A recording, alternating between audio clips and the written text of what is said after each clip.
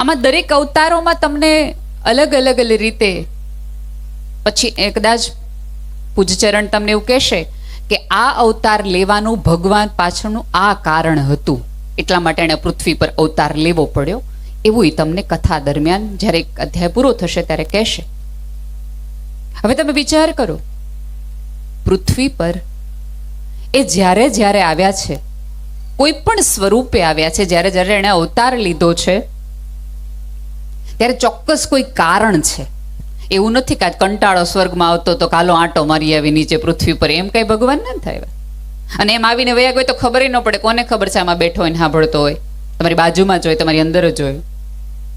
પણ એ જ્યારે રહ્યો છે, એણે માણસ તરીકે જ્યારે જન્મ લીધો છે, માની કુખમાંથી જન્મ લીધો છે, ત્યારે ચોક્કસ ને ચોક્કસ પૃથ્વી પર આવવાનો એક એનો આશય હતો, એક કારણ હતું જેની માટે પૃથ્વી પર આવ્યા.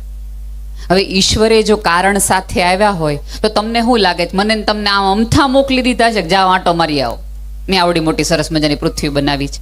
ચોક્કસ કોઈ કારણ હશે મને અને તમને બનાવવાનું. આવડી મોટી પૃથ્વી, 8 અબજની વસ્તી, આટલા બધા અવતારોની અંદર માત્ર મને ને તમને માણસ બનાવ્યા. બાકી તમને મને કંઈક બીજું બનાવ્યા હોય તો આપણે કે ને કેસ કરવા ભગવાનને જવાના હોય તો વળતી વખતે તમને તમે કેમ આ પ્રાણી બનાવ્યા? નહીં, તમને માણસ મને ને તમને બનાવ્યા. અને એ કેવા બનાવ્યા? આ કથા સાંભળ્યા પછી, આ બધા અવતારો સાંભળ્યા પછી ભગવાનનો આભાર માનજો કે ઉપરવાળાએ તમને માણસ બનાવ્યા, સારા માણસ બનાવ્યા, સારી નાતમાં આપ્યા, સારા સગા આપ્યા, સારું પહેરવા, ઓઢવા, ખાવા પીવાનું, તમારી ઇન્દ્રિયો યથાવત છે, તમે બોલી શકો, સાંભળી શકો, ચાલી શકો, બધું જ કરી. બાકી ન્યા ક્યાં બીબાની તાણ નથી, ગમે બીબામાં તમને મને મોકલી દીધા હોત. પણ તેમ છતાં જો એણે તમને બધા અંગો સાથે, ખાવા પીવાની બધી જ લહેજ સાથે મોકલ્યા હોય તો એનો અર્થ એ છે કે ઉપરવાળાનો એક આશય હતો મને તમને અહીંયા કંઈક મોકલવાનો. આ કથામાં જ્યારે જ્યારે કશું કહેવાય છે ત્યારે મને તમને એ યાદ કરાવવા માટે કહેવાય છે કે તમે ભૂલી ન જતા, તમે ધક્કો ખાવા માટે પાછા ના થાય. કોઈ કારણ હતું કે તમને અહીંયા મોકલ્યા. બધા કોણની અંદર તમે આમ જુઓ ને તો અત્યારે જીવવા જેવો યુગ છે. જે લોકોને અત્યારે જીવવાનો વિચાર ન આવતો હોય ને એને ખરેખર કંઈક પોતાની જાતને અથવા ધર્મના આંગણે જવાની જરૂર છે. અત્યારે મને તમને જેટલું સુખ છે ને એટલું સુખ આ પૃથ્વી પર પહેલા ક્યારેય નહોતું, ક્યારેય નહોતું.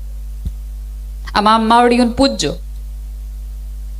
કે પહેલાના જમાનાની તકલીફો, પહેલાના જમાનાની દુઃખો એમને પૂછજો તો ખરા. અત્યારે 2 મિનિટ પંખા વગર નથી ચાલતું. એમણે કેટલી ઉનાળાઓની રાતોમાં કિલોમીટર ને કિલોમીટર આજ કચ્છમાં પાણી ભરવા માટે ક્યાં ના ક્યાં ગયા હતા. આજ બધા કઈ બહુ જૂની વાતો નથી કરી રહી. એનો અર્થ એ છે કે અત્યારે હું ને તમે જે સુખ ભોગવી રહ્યા છીએ, જે જીવી રહ્યા છે, વિજ્ઞાન પણ એવું કહે છે કે અત્યારની માનવજાત જે જીવી રહી છે એ સારામાં સારું સુખ છે. આનાથી વધુ સુખ પહેલા રાજા મહારાજાઓને નહોતું એટલું મને ને તમને છે. તમને જો, તમને અત્યારે ગરમી થાય તો તમે પંખો કરો, એસી કરો, 12, 43, 48, 45 ડિગ્રી હોય અને તમે તમારા ઘરના રૂમનું તાપમાન 26 રાખી શકો. એ તમારા હાથની વાત છે. ભગવાનના હાથની વાત હવે નથી રહી વાતાવરણ બદલાવું, તમારા હાથની વાત છે.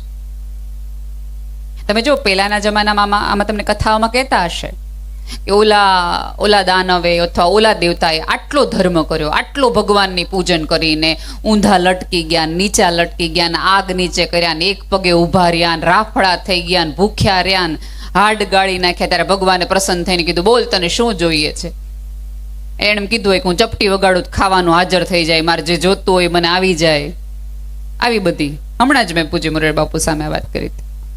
મેં તો પહેલા આ બધું હતું, તમારે જે ખાવું હોય ચપટી વગાડે ને સામે આવી જાય, થાળ આટલો મોટો ભરાઈ જાય. મેં તો અત્યારે અમે ક્લિક કરીએ તો ઝોમેટો સ્વિગી વાળા અમારે જે જોતું હોય અમને આપી જાય. પહેલા અમારું પુણ્ય વપરાતું હતું, અત્યારે અમારો પૈસો વપરાય છે. સ્થિતિ તો સરખી જ છે ને. પહેલા તમે જો અમારા કેટલા બધા લોકો એવા હશે કે વિદેશથી તમારી માટે કોઈ કશુંક લાવતું ને તો એ કોથળી આપણે હાંચવી રાખતા કે અમેરિકાની કોથળી, આમાં ચોકલેટ આવી છે. હવે એવું કોઈને રહ્યું જ નથી. આ પેઢીને કોઈ ફરક જ નથી પડતો, કારણ કે એને અમેરિકાની વસ્તુ જોતી હોય તો એ એક ક્લિકમાં મગાવી શકે છે. અહીંયા બેઠેલ વડીલોને મારે કહેવું છે, અને ખાસ તો જે અમારા ઉંમરના 40-45 વર્ષના લોકોને કહેવું છે કે કાંડામાં ત્રેવડ હોય ત્યાં સુધી ચોક્કસ કમાવ, પણ તમારા સંતાનોને એટલું બધું આપીને ન જાઓ કે એને કમાવાની ઈચ્છા જ ન થાય, એને કશું કરવાનું મન જ ન થાય કે આપણે ક્યાં જરૂર છે, આપણે ક્યાં જરૂર. અને પાછું પપ્પા કહે તે બેઠા બેઠા. અને આમાં થાય કેવું મેક્સભાઈ કે પપ્પા કામે જાય, આમે જાય, બધી મજૂર થાય, અને દીકરાઓને એમ કે અમે તારી માટે તો કમાઈએ જ, અમે તારી માટે તો કમાઈએ જ. અને સાંજે મમ્મી એમ કે ભણવા જાઓ, ભણવા જાઓ, ભણવા જાઓ. એ છોકરાને એમ થાય પપ્પા મારી હાટું જ કમાય છે, હું ભણવા માટે મમ્મી આટલી બધી માથાકૂટ કરતી હશે. એટલે ઓકે, છોકરાને એમ થઈ જાય ઓકે, આ બધું જે બહાર વ્યવસ્થાઓ ગોઠવાય છે, મારા પપ્પા છે 8, 9, 12 કલાક બહાર રહે છે, એ મારી માટે જાય છે. પછી દીકરો 20, 18, 19, 22 વર્ષનો થાય અને તમારી પાસે જે તમારું કમાયેલું હોય પાછું લઈ લે, અને ત્યારે તમે એમ કહો કે તારું નથી અમારું જ. ત્યારે ઓલો તમને કે તમે મને નાનપણમાં કીધું હતું ને, તમે મારી માટે જ હવે હું કામ ખોટો ડખો કરો છો. હા, આ બધી કથાઓ ક્યાંક મને ને તમને કેવા માણસ બનવા, કેવા પિતા બનવા, કેવા ભાઈ બનવા, કેવા ભાભી બનવા, એ બધું શીખવે છે. હમણાં તમને ખબર હોય તો થામા નામનું એક ફિલ્મ આવ્યું છે. આ નવી છોકરીઓ જે છે એને બધાને ખબર હશે. થામા નામનો ફિલ્મ છે ને, એમાં ફિલ્મ આખું કાલ્પનિક પાત્ર છે ને, એની અંદર ભૂત હોય જે માણસનું લોહી પીતું હોય. પછી થોડાક વખત પછી ભૂતો નક્કી કરે કે માણસનું લોહી પીવા જેવું નથી. ત્યારે એ ફિલ્મની અંદર રશ્મિકા મંદાની બહુ સરસ ડાયલોગ બોલે છે કે અમે લોકોએ ભૂતોએ ભેગા થઈને નક્કી કર્યું કે હવે માણસનું લોહી પીવા જેવું નથી, કારણ કે માણસના લોહીમાં બહુ ઝેર છે. અને પછી એક વાક્ય બોલે છે, અહીંયા બેઠેલા મારે ને તમારે બધાએ સાંભળવાની જરૂર છે. એ કે ખબર નહીં તમે માણસો જે કેવા છો, એ કે તમે ક્યારે કોઈ સિંહને મારી નાખતા જોયો? મારે ખરા, બાધે ખરા, પણ મારી ન નાખે. આ પૃથ્વી પરનું એક પણ પ્રાણી પોતાની જાતના પ્રાણીને ક્યારેય મારતું નથી, એનું લોહી પીતું નથી, ઓલું ખાતો નથી. માણસ એક જ તમે એવી પ્રજાતિ છો કે માણાને મારે છે. તમે જુઓ, નાનો ભાઈ, તમે ત્યાં કોઈ શિકારીઓ છે, કોઈ એકબીજાનું શિકાર લઈને ન જાય. આ તો મોટો ભાઈ આમ ગયો, નાનો ભાઈ પોતાનું ખેતર વાળી નાખે, એનું લોહી પી જાય, જીવન પી જાય, એનો પરસેવો ખાઈ જાય, પૈસા ખાઈ જાય. આપણે એક જ છીએ. આ પૃથ્વી પરનું સૌથી ખતરનાક પ્રાણી હોય તો એ માણસ છે, જંગલમાં રહે છે નહીં. આ બધી કથાઓ ક્યાંક મને ને તમને એ સમજાવે છે. એક વખત 2 સિંહો હતા, 2 ભાઈઓ હતા. સરસ બેનું ચાલતું હતું, કંઈ બહુ વાંધો નહોતો, સરસ મજાની રીતે. એક વખત એક નાની એવી ગેરસમજણમાં એ 2 સિંહ વચ્ચે બાંધણ થઈ ગઈ અને ગેરસમજણ થઈ ગઈ. અબોલા લેવાઈ ગયા કે આપણે ઘણી વખત નથી, આમાંના ઘણા બધા હશે, ન બોલે નહીં. સગા ભાઈઓ હોય, સગી 2 ભાઈ બહેન હોય, બાપ દીકરો હોય, બોલે નહીં, બોલો નહીં.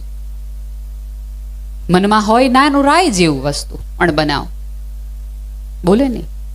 2 સિંહો વાત ન કરે. પછી એક વખત એવું થયું કે એક જંગલી કૂતરાના ટોળાએ એ નાના ભાઈના બચ્ચાઓ પર પ્રહાર કરવાનું શરૂ કર્યું. એટલે જે અબોલા હતા એ ભાઈ આવી અને ઓલાને યુદ્ધ કર્યું અને ઓલા શિકારી કૂતરાઓને જતા કરે, જવા દીધા. એટલે પછી શિકારી કૂતરા તો જતા રહ્યા. એટલે છોકરાએ નાના નાના બાળકો જેવા તેને પૂછ્યું કે તમે મારા પપ્પા બોલતા નથી ને, તમે મારા પપ્પા સાથે વાત નથી કરતા, તોય તમે અમને બચાવ્યા, તમે મારા ઘરે નથી આવતા તોય તમને બચાવ્યા. ત્યારે જે સિંહે વાત કરી હતી એ મારે ને તમારે યાદ રાખવા જેવી છે. એણે એવું કીધું હતું કે સંબંધોમાં, ભાઈબંધીમાં, ભાઈ ભાનુડામાં એટલી બાંધણને એવી ગેરસમજણ ન લેવાય કે ગામના શિકારી કૂતરા આવીને એનો લાભ લઈ જાય, એને ફાયદો થાય, શિકારી કૂતરાઓને ફાયદો થાય, એવા બંધનો ન રખાય. આ બધા કથાના જે દાનવો છે ને, હજી કઈ બધા કૌરવો મરીએ નથી ગયા ને હજી બધી મંથરાઓ વયે નથી ગઈ. જે દિવસે 2 ભાઈઓ વચ્ચે તમને એમ કહેવાનું ઈચ્છા થાય ને કે તે બહુ તારા નાના ભાઈ માટે કર્યું કા, પણ બિચારે તારી યાર કેવું કર્યું, ત્યારે સમજી લેવો કે આ કૌરવોનો કોઈક નાનો મોટો ભાઈ છે કે જે તમારી બાજુમાં આવ્યો છે. 2 દેરાણી જેઠાણી સરસ હોય, જેઠાણી આવે ત્યારે નેચરલી ઘરમાં તમે વહેલા આવ્યા હોય તો ઘરની વ્યવસ્થા થોડી જુદી હોય. ત્યારે કદાચ નળિયા હોય અને પછી દેરાણી આવે ત્યારે નળિયા ન હોય તો તમારે એ પછી એમ ન કહેવાય કે હવે મારે તો આટલું કરવું પડે, તું આ કર. એટલે ત્યારે કોઈક મંથરા નામની સ્ત્રી આવે બાજુના પાડોશમાંથી અને એમ કે તમે કેટલું કર્યું આ ઘર હાટું કા, અને આ નવી આવીને કેવા લાભ છે. ત્યારે સમજી જવાનું, આ તરત કથાને યાદ કરો ને કે આવ્યા બેન મંથરા અમારા ઘરમાં. હા, ભૂલી ન જતા. હજી આપણી આજુબાજુ, અને ક્યારેક એવું આજુબાજુ નહીં, ક્યારેક આપણે જોઈએ મંથરાને, આપણે જ કૌરવ હોય એવું બધા સામેવાળાને કહેવાની જરૂર નથી, આપણે હોઈએ.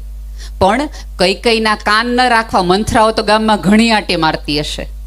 તમારે તમારી સ્થિરતા જાળવી. ત્યાં દીકરીઓ તમે જોયું હશે ને, બહુ જ સરસ રીતે ઓબ્ઝર્વ કદાચ કોણે કર્યું હશે, તમે જોયું છે દૂરથી જોતા એને આટલી મોટી ભાઈઓએ સ્ક્રીન મૂકી છે તો તમને દેખાતું હશે કે એ દીકરીઓ એક હાથે તલવાર અને એક હાથે પોતાની ચૂંદડીનો છેડો રાખીને જો હલાવી શકતી હોય પોતાની ચૂંદડીનો છેડો સહેજ પણ આમથી આ વગર, તો એ ક્યાંક મને તમને સંદેશો તો આપે જ છે. હા, જુદી વસ્તુ છે, જુદી રીતે એને કરી બતાવ્યું છે.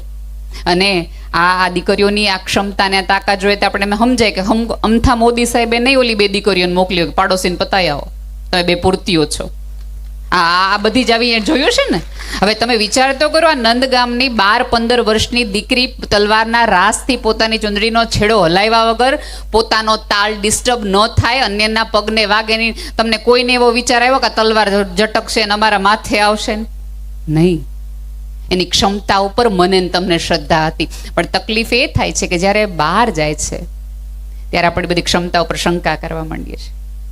હું હંમેશા મેં સ્ત્રીઓના સન્માન માટે વધુ વાત કરી છે, કારણ કે હું આજે માનું છું આ જગતની કેટલી બધી સ્ત્રીઓ, ભાઈએ વાત કરી ને કે કલ્પના કરો સ્ત્રી વગર. કલ્પના અમે તો શું સ્ત્રી વગર કરીએ, મહાદેવ નહોતા કરી શકે, ખબર પડી ને કે વયા ગયા ત્યાં તાંડવ શરૂ કરી દીધું હતું. એટલે માણસની કલ્પના તો વાત જ રહેવા દો. એ જો ઘડીક વખત ન રહી શકતા હોય તો આ બધા તમે જો બેનો બોલે નહીં ને તો ભાઈઓને સૌથી વધુ તકલીફ થાય. બેનો બોલે તોય તકલીફ ભાઈઓને થાય ને બેનો ન બોલે ને તોય ભાઈઓને તકલીફ થાય. તમે આજે પ્રયોગ તરીકે કાલ આવતીકાલે કરજો કે ભાઈ ઘરે આવે ને તો તમે શાંતિથી પાણી આપજો ને એક પણ પ્રકારના પૂછતાછ ન કરતા. તમારા પતિ 3 વખત પોતાના તમારા સંતાનોને, એ બાળક છે રડે, બાળકના પપ્પા રડતા હોય તો ઓલી બાજુ જાઓ, તો શું કામ કરો છો? એની માટે આ કામનું નથી. આ બાજુ ધ્યાન રાખો. તો વાત હું એ કરતી હતી કે તમે નહીં બોલો ને જે દિવસે ઘરે જઈને, તે દિવસે એ 3 વખત ઘૂમ રૂમમાં આમથી આમ આટા મારી આવશે અને દીકરાને સંતાનને પૂછે કેમ કઈ થયું છે તાર મમ્મી, બોલતા કેમ નથી? તરત એ મૂંઝવણ. કારણ કે હજી સુધી પુરુષ છે ને એ જગતમાં બધું સહન કરી શકે, પણ સ્ત્રીનું મૌન સહન કરી શકે એટલો શક્તિશાળી હજી પુરુષ નથી થયો. અને મૂંઝારો થવા માંડે કે આ બોલતી કેમ નથી? કારણ કે એના ન બોલે તો ધરતીકંપ આવી જ જાય. ઓલો તો આવ્યો તો ને, આ તો ખરેખર રોજે રોજ આવે. અઘરું છે. અને અહીંયા બેઠેલા દરેક સ્ત્રી અને ભાઈએ ક્યારેક ને ક્યારેક તો જાણે અજાણે એક વાક્ય બોલ્યું હશે કે આ સ્ત્રીએ તમારી જિંદગી બગાડી નાખી. ગુસ્સામાં બોલ્યું, પ્રેમથી બોલ્યું, વટથી બોલ્યું. તેવા દરેક ભાઈઓને 2 હાથ જોડી અને વંદન કરીને મારે એક વાત કહેવી છે કે જો તમે એવું માનતા હો કે આ સ્ત્રીઓએ તમારી જિંદગી બગાડી નાખી છે, તો મારે તમને કહેવું છે કે તમારા ઘરના 25 કિલો ચોખા 1.5 કિલો એરડિયુંમાં દઈ અને અમે 2.5 વર્ષ સુધી તમારા ચોખા ન બગડવા દેતા હોઈએ તો એ સ્ત્રી તમારી જિંદગી બગડવા દે એમ તમે કહો છો? તમારા ઘરની રકેબી તૂટે ને તો ચીસ અમારામાંથી નીકળે કે આના પરસેવાની કમાણીની છે ને એટલે રેડ નીકળે. તો આપણે કે પણ હું રાડું નાખ જ આ રકેબી તૂટી ગઈ એમાં. અહીંયા હવે ભરત છે ને, આ બધી બાઓ ને માવડીઓને પૂછજો કે પેલા ભરત ધરવા માટે તમને સારું કાપડ નહોતું અપાવાતું. જે લીરા હોય, ચોડાઈ ગયેલું હોય, ફાટી ગયેલું હોય, ફેંકી દેવાનું હોય ને એ કાપડ તમને આપે અને એમાંથી તમારે ભાત પાડવાની. એક સરખા લીટામાંથી સુંદર દેખાડ્યું. સાહેબ, આ એ સ્ત્રીઓ છે કે તમારા ઘરના ફાટેલા કપડાઓમાંથી તમારા બધાના વાસ્તી સરસ મજાના તમારા આંગણા રૂડા લાગે ને એવા ભરતકામ કરીને દેખાડ્યું હોય, ફાટેલાને સાજા કરી નાખે. એ આ બધી માતાજીઓ છે. અને સાવ સાદી વાત છે સાહેબ, મેં તો અનેકો નેકવાર સ્ટેજ ઉપરથી કીધું છે અને જવાબદારી સાથે કહું છું, જે દિવસે તમારી ઉમરાવાળી રાજી ને તે દી તમારી ડુંગરાવાળી રાજી. બાકી ભૂલી જાઓ, ભૂલી જાઓ. માગો તો ઉપરવાળા આગળ માગજો, અનહદ માગજો, માગવું જ જોઈએ. હું તો એમ જ કહું છું કે બધા એમ કહે કે ભગવાન આગળ મગાય જ નહીં. હું તો એમ કહું ભગવાન આગળ જ મગાય. 2 હાથવાળા આગળ માગ્યું હશે ને તો 10 જણને કહે, 1000 હાથવાળા આગળ માગો ને તો કોઈ દી કોઈને કહેવા નહીં આવે કાણે મારી આગળ માગ્યું તું. માગો જ, જે જોતું હોય માગો, અઢળક માગો. કારણ કે તમારી આગળ હશે તો તમે આવી કથાઓ કરી શકશો, મંડપો કરી શકો, બેન દીકરીઓને સાચવી શકશો. પણ સાથે સાથે ભગવાનને એટલું માગો કે ભગવાન એટલું દે કે હું જગત આખાના ટાણા સાચવી શકું. બેન દીકરી મારા ઘરેથી આવે તો હસતી હસતી પાસી જાય, અને મારા ઘરની પુત્ર વધુ હસતી હસતી રસોડામાં જાય. હસતી હસતી સ્ત્રી રસોડામાં ક્યારે જાય કે તમે એને સાચવતા હોય ને તો. બાકી તમે ચાનું મૂકવાનું કહો ને તેમ થાય કે આ ચા ને તો એવી બાળી દેવીશ ને કે આ માગે નહીં બીજી વાર ચા.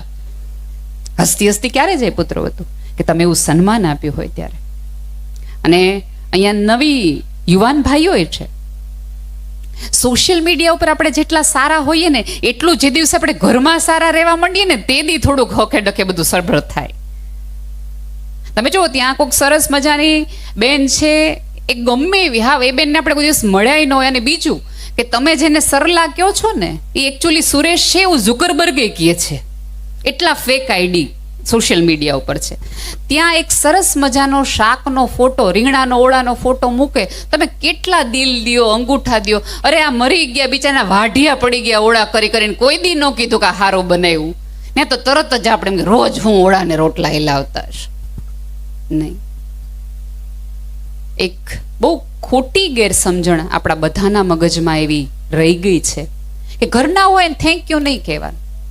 ઘરનાને કોઈ માફી માગવાની રીત પારકા રહ્યો, એની માફી હોય, પોતાનાને થોડી માફી હોય નહીં. સૌથી વધુ તમારી બાજુમાં ને પડખે રહેનાર વ્યક્તિ છે એને જરૂર છે તમારા થેન્ક યુ ને સોરી. અને સૌથી કહું, આ બધી માં છે ને, માં એ પેઢીએ તો આભાર સાંભળ્યો જ નથી અને જગતનો ઓબ્જેસ જ લીધો છે. અત્યારે આમાંના કોક બાને બેસીને પગે લાગીને તમારામાંનો કોઈક દીકરો કે કોઈક પુરુષ એવું કહે ને કે તમે હતા તો અમે અહીંયા ટકી રહ્યા ને અમે ઉજળા થઈ ગયા. સાહેબ, એ સ્ત્રીનો ઘસારો ને એનો ગોઠણનો દુખાવો હોય છે. ખારું થયું કે આ ઘર માટે મેં ઘસારો લીધો. એને કદર તો છે, કદર તો છે, પણ એ કદર આપવા માટે અહીંયા બેઠેલી બહેનોએ શરૂઆત કરવી પડશે. જે દિવસે તમારા કુખે આવતા સંતાનને, તમારા કુખે આવતા પુરુષને તમે સ્ત્રીની ક્ષમતા, સ્ત્રીનું સન્માન, સ્ત્રીએ કરેલા ઘસારા, સ્ત્રીએ કરેલા વલણ, સ્ત્રીએ કરેલા ઉજાગરાનો તમે હિસાબ આપતા શીખવાડશો તો આમાંના જે નવી પેઢીના દીકરાઓ છે એ આવતા દિવસની દીકરીઓને કહેશે કે તું હું તારી સાથે છું, તો એ સન્માન આપશે. ત્યારે તો સરસ બધી દીકરીઓ ભણે છે, પોતાનું નામ બનાવે છે. પણ જો એ તમે નહીં શીખવો, જો તમને જેટલી ફરિયાદ તમારા પતિ માટે છે એ ફરિયાદ એટલી સુધારણા તમે તમારા દીકરામાં કરી શકો ને, એટલા તો એને તમે બદલાવી શકો ને. કે ભાઈ મને એવું છે કે ભાઈ મારા વર છે એને વખાણ કરતા આવડવા જોઈએ, તો તમે સાથે સાથે તમારા દીકરાને અત્યારથી શીખવાડો કે જો કોક સ્ત્રી 45 ડિગ્રીની અંદર તમને ગરમ ગરમ રોટલી કે રોટલો ખવડાવતી હોય તો એક વખત એ સ્ત્રીને પૂછવું જોઈએ તે જમ્યું. અને આ આમનું કામ નથી, તમારું ને મારું કામ છે એને એ સમજાવવાનું. માત્ર શિક્ષણ છે તમે ચોપડીમાં લઈ લેશો તો ખોપડીમાં કઈ ઉતરશે નહીં સીધું. આ વચગરની રસ્તો કાઢવો પડશે મારે ને તમારે બંને.